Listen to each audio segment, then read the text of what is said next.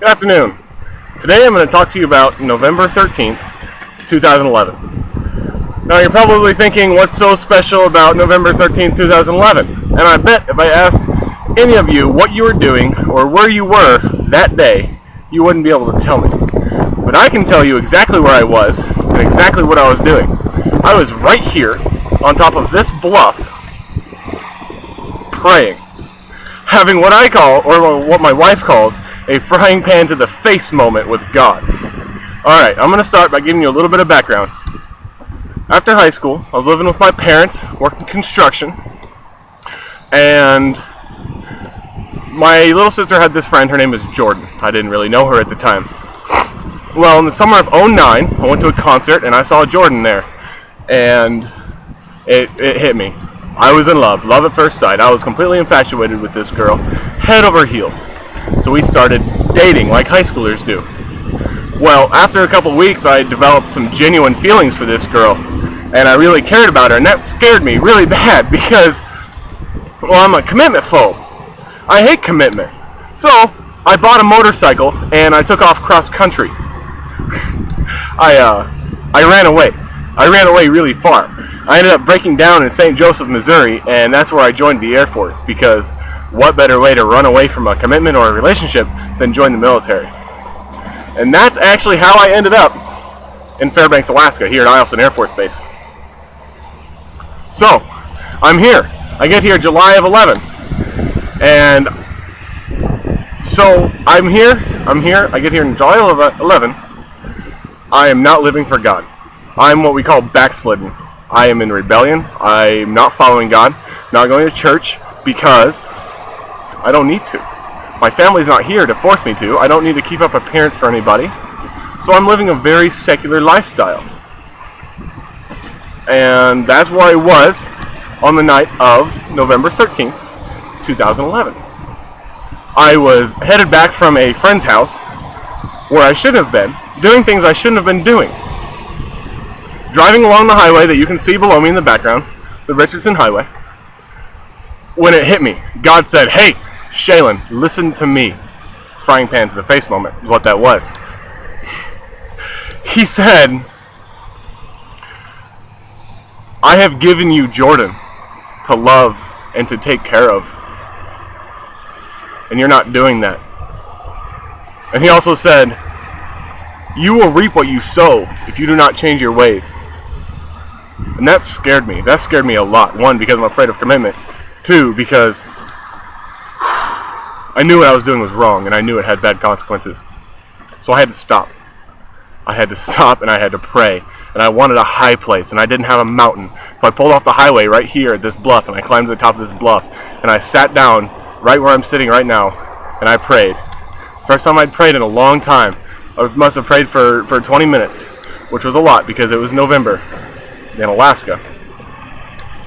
And it all became very clear to me. So that evening, when I finally got home, I called Jordan, and it was late. I called her, and I said, "Jordan," it was probably the cheesiest thing ever. I said, "Jordan, will you be my girlfriend?" And she said yes. And ever since then, I've been committed to her, and now she's my wife. And I couldn't be happier. Now, I learned a lot from my bluff top experience. The least significant being, don't try to climb a bluff in November in 2 feet of snow at 10 below. It's cold and it's slippery.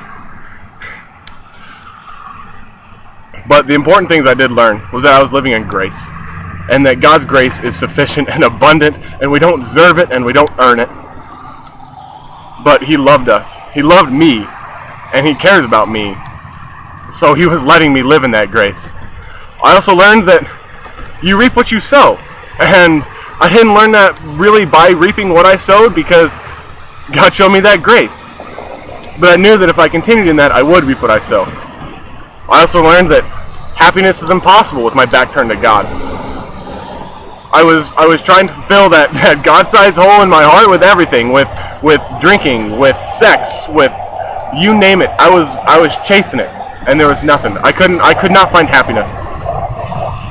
I also learned to listen to God and not wait for that frying pan to the face moment, because I was lucky I got one. A lot of us don't get one. To listen to that that ever soft whisper and be discerning and hear what God has to say. I praise God every day for giving me the sense to listen to Him that November night, because that night has had a huge significance on my life. Most importantly, to reinitiate my walk with God. Like I mentioned earlier, I was in rebellion. I was backslidden. And that night served as a catalyst for changing every aspect of my life. Ever since that night, I've been seeking God and chasing after Him. And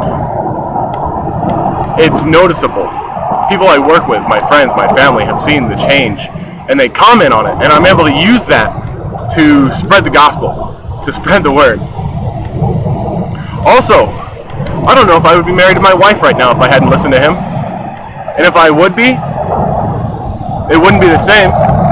We wouldn't have as happy marriage as we do now, I know that. There'd be a lot more baggage, and we wouldn't be in the same place we are now as far as our walk with God. And finally, I learned that God cares about me, that He loves me enough to take time and to discipline me and to call me out when I'm messing up. And I praise God for that every day. So now you know why November 13th, 2011 is such a big deal in my life and my wife's life. And I think it's very fitting to do this speech right now because we're coming up on our 1-year wedding anniversary. July 20th is our anniversary, and I'm really looking forward to it. And she'll be up here soon. We'll get to enjoy our wedding anniversary together. Thank you very much for giving me your time and listening to me ramble. God bless.